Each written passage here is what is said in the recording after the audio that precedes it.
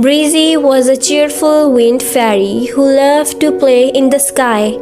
She danced through the air, making gentle winds that moved the leaves and the flowers. But one sunny day, her playful winds turned into a big storm. The trees shook, and the villagers became very scared. They ran to their homes to hide. In the middle of the storm, a brave little girl stepped outside. She held a small flower in her hand. Even though the wind was strong, she looked up and called, "Breezy, please stop.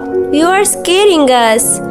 Breezy heard the little girl's soft voice and flew down to her. Breezy asked, "Why are not you afraid of me?"